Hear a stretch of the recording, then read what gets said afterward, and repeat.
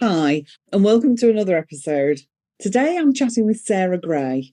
Sarah is one of Australia's leading dual qualified and registered health professionals in pharmacy and nutrition, holding a Bachelor of Pharmacy and a Master of Human Nutrition. Sarah is also a certified menopause practitioner. With over 25 years' experience in the health and wellness industry, Sarah's holistic approach focuses on supplements and science based solutions for perimenopause and menopause. She has developed a proven framework for implementing science based solutions to manage the symptoms of perimenopause. In October 2025, Sarah published her debut book, It's Not You, It's Perimenopause: Science Based Solutions to Help Women Thrive in Midlife.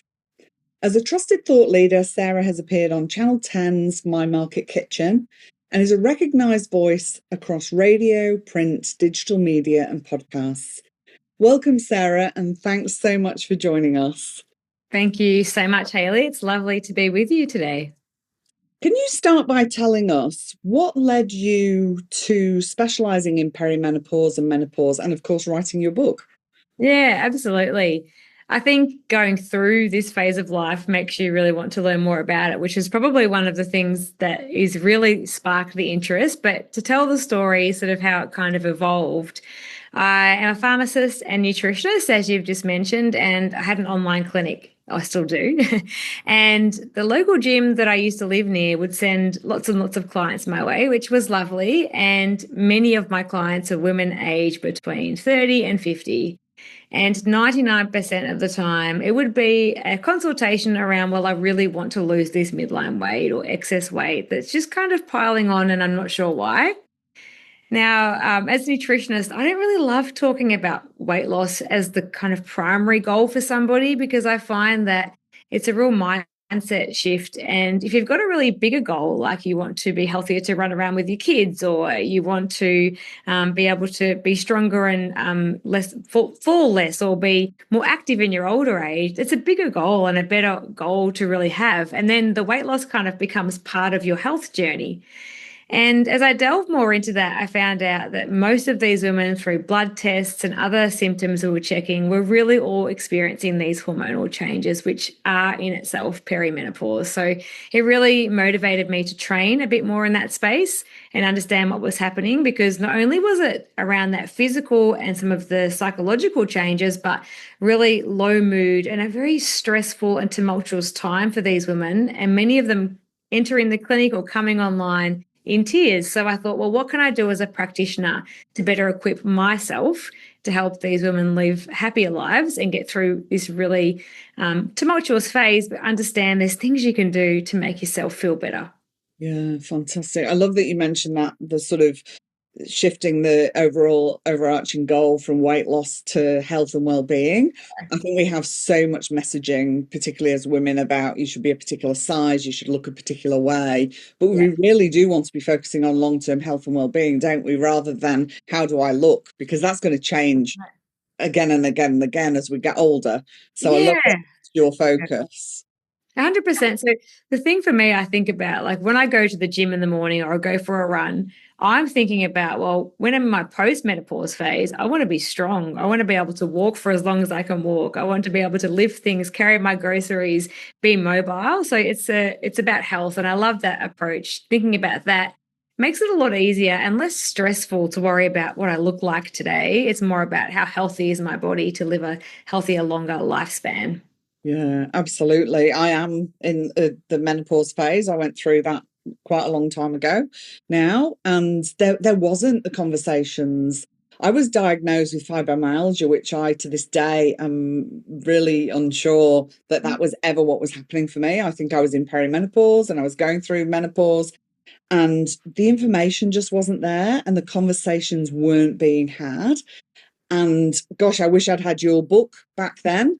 How much nicer, and the conversations that are now happening so much more kind of on social media and from people like yourselves would have been so helpful for me. So I love that you're bringing this work for people now who are going through that? Because I think there's a lot of misunderstanding, isn't there, that people will say, oh no, I'm not in perimenopause, I don't really have any symptoms. And it's like, but it starts so much earlier than we think, doesn't it? Yeah, for sure. And there's almost a fear too. So I have women come to me or speak at a conference, or I see women and they say, oh, well, I don't think I have the symptoms yet. I'm just waiting until I get a few more before I go to the doctor. But, fibromyalgia, was it joint pain? Was it muscle pain? Is it low mood? Is it that you're getting dizzy? Are these things happening that could be indicating you're going potentially into early phases of perimenopause? But sometimes we're a bit worried and scared about that, and we feel fearful because you're almost losing your identity as a woman and what you had for a long period of your life. But what I find is with these normalizations of information and sharing more, like we learned about puberty and sex ed at school, but nothing about this, which is just crazy when you think about it.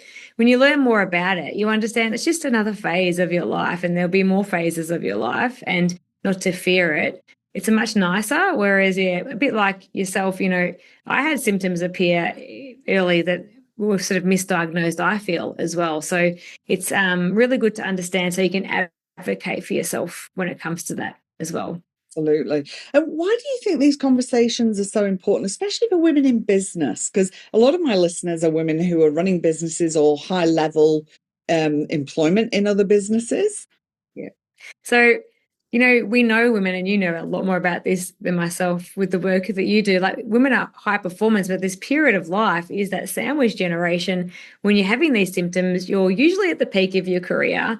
You've got maybe kids that are getting a bit older, or you're driving them around to sports, aging parents, and all of a sudden you've got brain fog. You can't concentrate like you used to. You're getting more tired, maybe more frustrated with your work colleagues, feeling like your mood's changing, not motivated, losing identity, a lot of these different things. And I just want to say, all those things aren't going to happen to you all at once. Everyone has a varying set of symptoms. I'm just sharing a range that are common.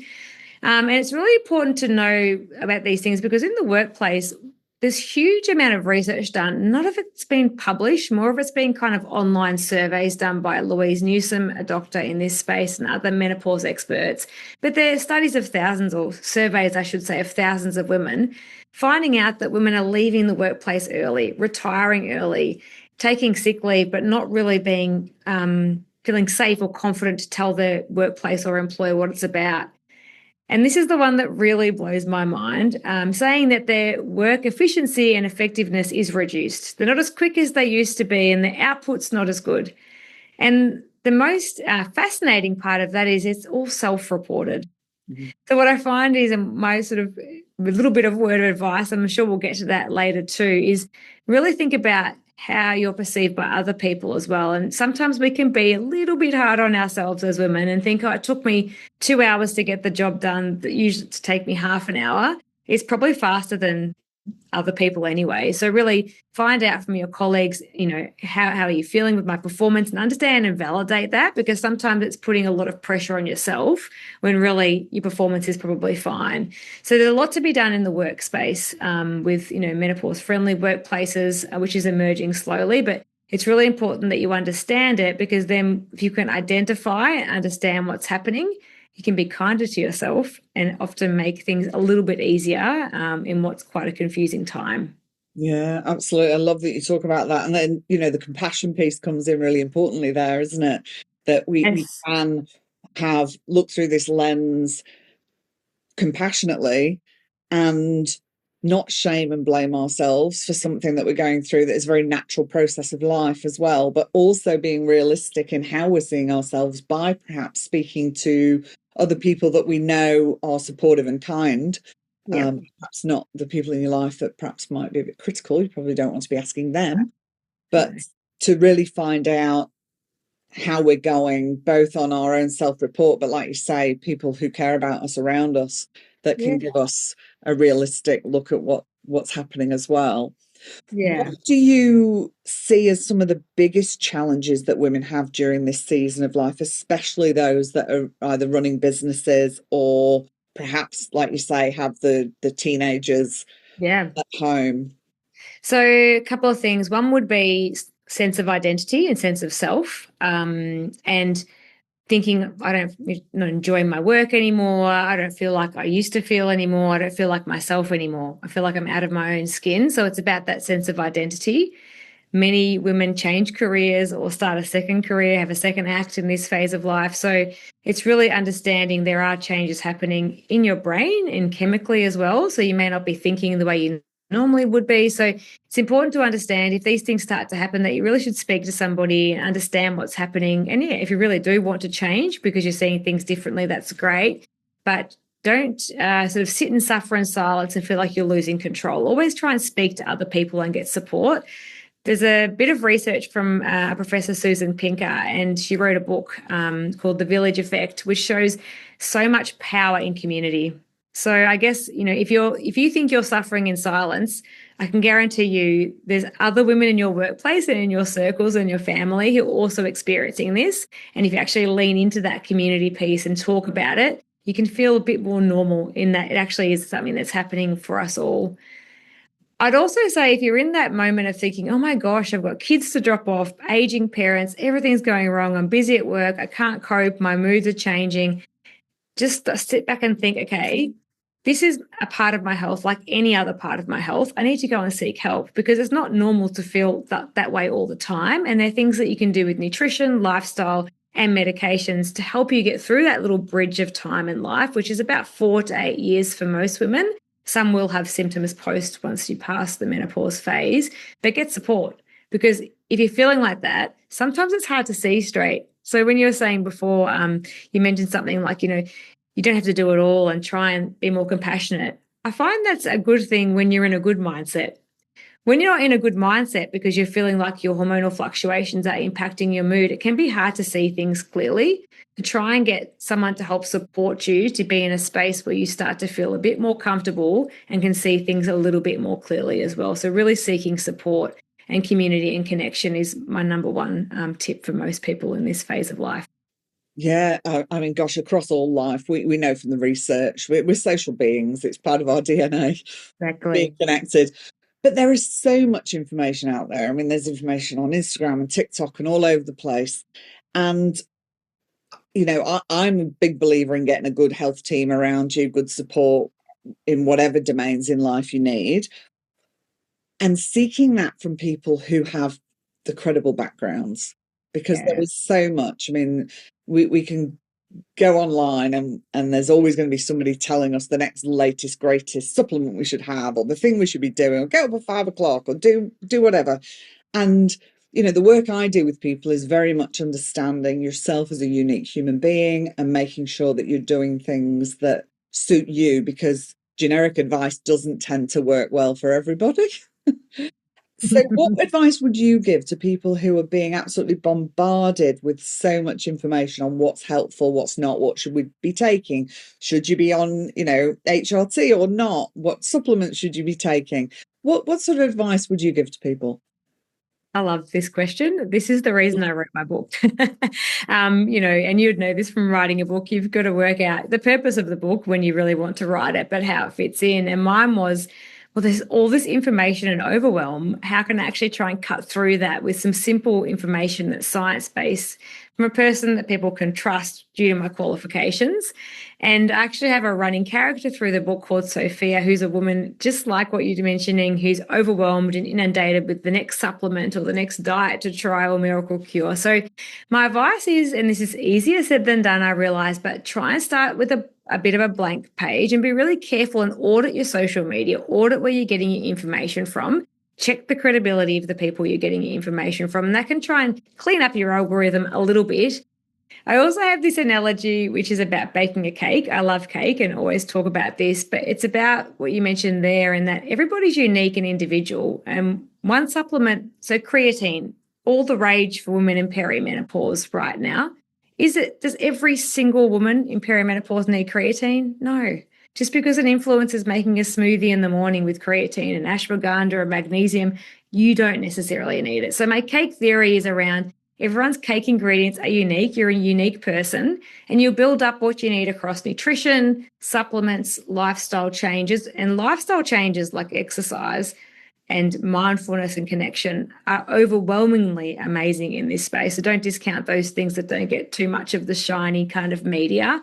And then maybe you need medications, but your recipe and your cake are very different to your next door neighbors or your best friends or your cousins. So it's also not just social media. It's, I can't help but sit down at a restaurant or go out with a group of people and just listen and reflect. And it's always around, oh, I'm experiencing XYZ symptom. Oh, have you tried this fancy turmeric supplement that I found? So it's about trying to shield yourself and accepting that information. But then, as you said, go back to your trusted health team and understand what is right for you as an individual. It's really interesting. I've been noticing in, online groups that I'm in where people, like even local community groups, where people are going in and asking legal advice, health advice, all these different things from people who really we shouldn't necessarily be seeking that advice from. It's great to have the conversations, isn't it, to say, I'm feeling this, have you ever experienced that? So you have that common humanity, you're not feeling alone.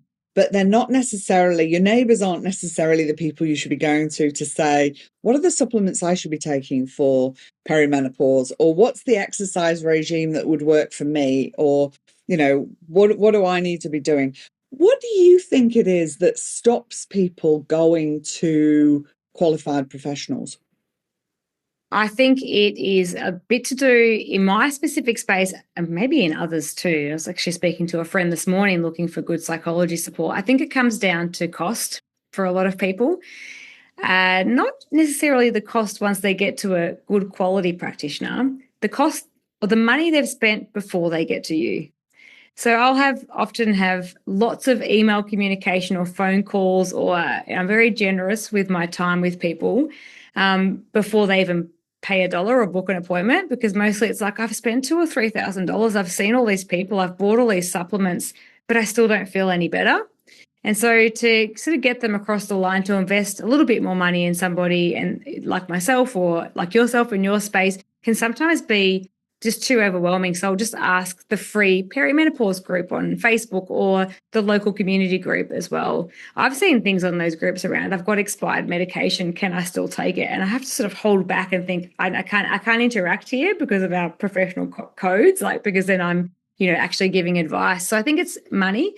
I think it's also wanting a silver bullet and miracle solution. So wanting to hear that your friend started taking magnesium and it cured all their dizziness and all their symptoms. Therefore, you take that and everything will go away. And that kind of makes it easy for you in a bit of denial in terms of, I'll just quickly use that and everything will be fine. So they're the two things I think. But I think, unfortunately, in this day and age, it's a cost thing, but not the cost of yourself as a practitioner. It's the cost of what they've spent before they get to you.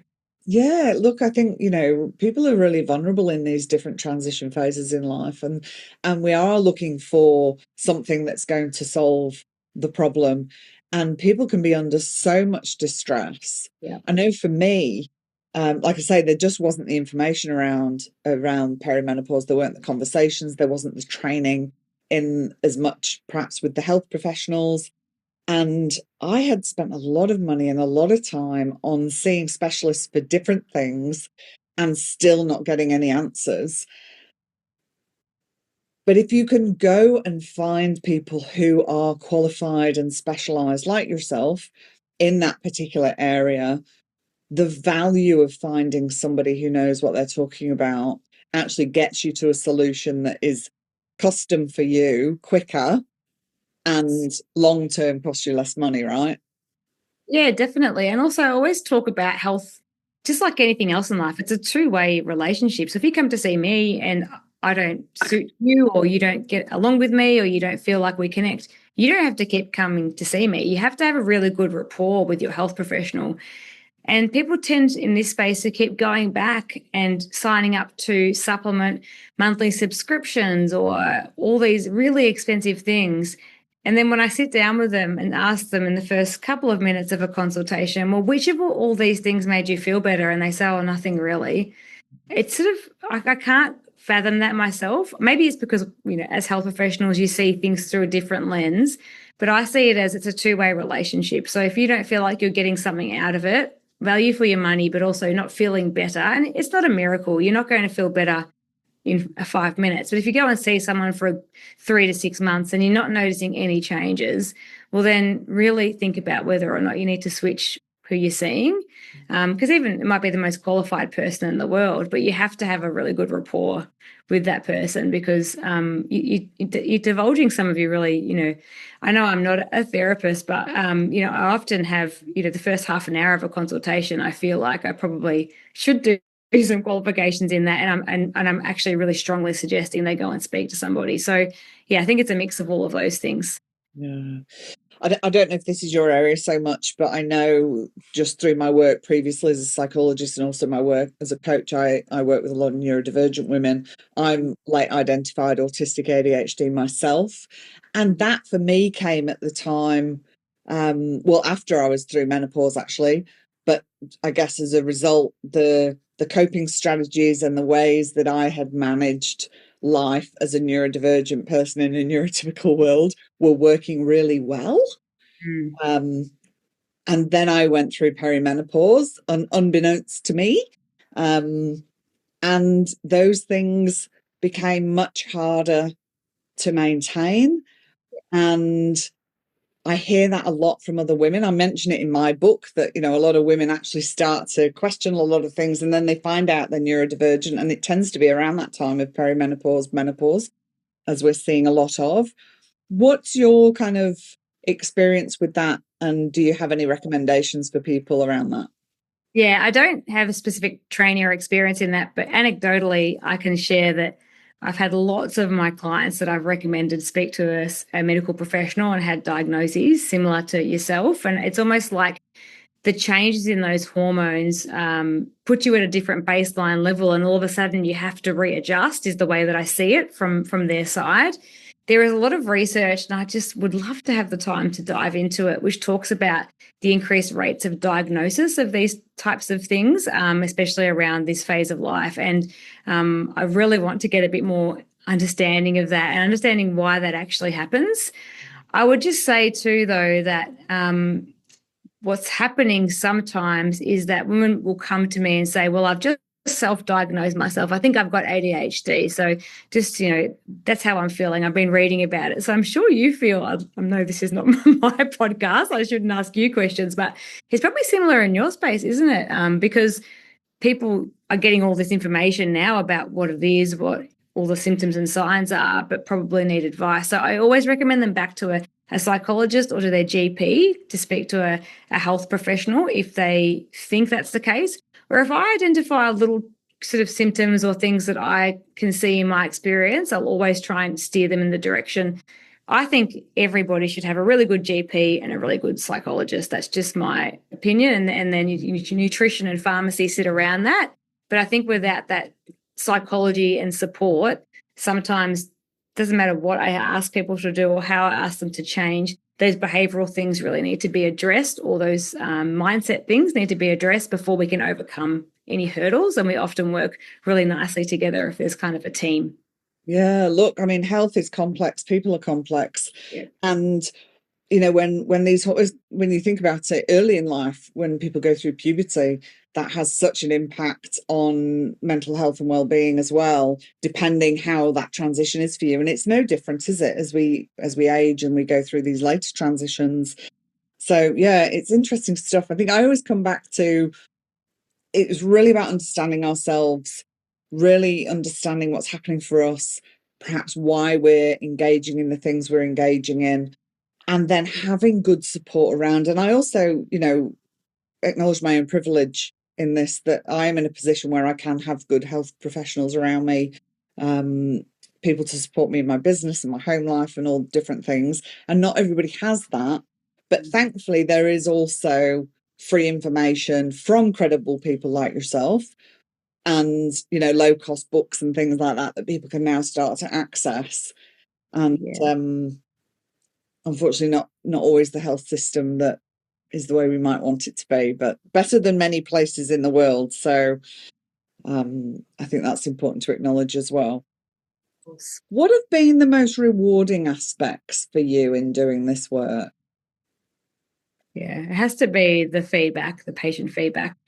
I got there's just one particular patient that's in my mind as I say this, it would bring a smile to my face. Just like some of the words that this patient wrote to me in a couple of email communications, it brought me to tears. Like to say that, you know, she felt heard, even the fact that she just had an appointment with me and I hadn't even sent her treatment plan to her yet, made her feel safe, that somebody had heard how she felt, and that she just felt better the next day knowing that somebody was in her court. And to me, that's why we do what we do, right? You know, you become a health professional because you want to help people. And saying things like, I was completely overwhelmed, didn't know where to start, and now I feel comfortable in subsequent feedback that I received from this particular patient, even this week, makes you think, well, that's the rewarding, that's why you do what you do. And, you know, I'm sure you can feel familiar with this as well. When you write a book, obviously you've got lots of reasons why you write a book, but you really want to help people. So when somebody reads your book and tells you that your book has done what you wanted it to do, it's like that full circle moment. You sit back and think, oh, I've done that. So getting random people that I've never met before, not even my clients, reach out and say, wow, you know, this has really helped me actually get through. I think that's rewarding because, you know, at the end of the day, if you're making somebody else's life better and helping someone, there's no better feeling in my view than that you can actually be helping someone enjoy their life and be happier. You probably get that a lot in the work that you do, but yeah, for me, that's very fulfilling. Yeah, that's beautiful. I was going to ask you what's been your favourite thing about the book. Yeah, that's it. Yeah. Mine is only at the time of recording this published out in the world for 5 days, and some people have only just got the book and some people are still waiting for it in the post. But that's the thing I'm looking forward to as well, is people kind of reaching out and letting me know what they found helpful about the book and stuff. I think that's just going to be a massive thrill. It really is because, you know, you don't write a book to become a millionaire because if you are, I'm sorry, you know, it's not like that. You write a book. Well, I feel like if you write a book, you need to have that strong purpose and meaning because it really is quite a challenging task to get to the end of that process. And when somebody tells you you've sort of achieved that, it's just, yeah, I can't wait for you to get that. It's a beautiful feeling. So if you are listening and you've read It's Not You, It's Perimenopause, or my book From Self-Neglect to Self-Compassion, please do reach out to myself and Sarah and let us know how you find it, because as you can hear, we're both really excited by that. Yes, please do. So you talk about, you know, it's really rewarding to help other people. And I was a psychologist for a long time and now work as a mindset and wellbeing coach and focus on burnout prevention. And it's still about helping others. But how do you take care of yourself whilst helping others? Because obviously that's my passion area, is that the helpers aren't being left behind and Yes. not being helped at all. Yeah. So how do you take care of yourself whilst doing this work? I'm very much looking forward to getting your book. I know mine's coming and on its way, so it's one of the reasons I really wanted to get a copy because I'm not that good at it, if I'm really being honest. I do try. So the couple of things I do to try and keep myself to look after myself and try and immerse myself in things that I love. So I absolutely love animals and nature. So we've recently moved to a property that's got a lot more beautiful gardens and nature and birds and just sitting out and enjoying nature. And I moved there, and 3 months in, I thought to myself, I've barely even stepped into the garden. So now I've made a commitment to myself that every day I go out, even if it's just 10 or 15 minutes with no distraction and just enjoy the garden. So it meets nature. And the second thing is probably around my movement and exercise. So I love to move my body, whether it's strength training or running. I love running or walking or just being active. It's almost like a non-negotiable. So at the moment I'm traveling, I'm in a hotel room today, and my biggest thing for the next 3 days, I've got really long days, but I've made sure I carve out that 30 minutes to exercise and move because to me that's a non-negotiable. Nothing else will stop me doing that for 30 minutes because it helps me just reset and think about nothing else but that work I'm doing. So they're two things, but I look forward to learning some more strategies or getting better at doing that through reading your book and following along your journey because I definitely put myself last, I think, when it comes to a lot of these things. So many people, and I used to. Mm. Don't now, but I mean, some days I do. We Yeah. never get it. I think even when we know this stuff and we've got the background and the training and and we've written the books or whatever we've done, we still don't get it right all the time. Exactly. That for me is where compassion's so beautiful, because it's like, well, of course, I mean, you're a human, you're never going to get it right all the time, and that's okay. Yeah, yeah, definitely. Yeah. But I love that. I only run if something's chasing me. Not my thing to do. But and struggle with the consistency of exercise. Like, I'll get into the routine and I do it and I do it. And I know for me, this is part of having ADHD. And I can get bored with doing the same things. Then I stop doing it and then I don't do it. And so it's an ongoing process. So I think we all have these things, but then I reach out to people who can help me or help keep me accountable. And I think in whatever we're trying to manage in our lives or we're struggling with, having people we know we can turn to help is just really, really beneficial. Yeah. Hey?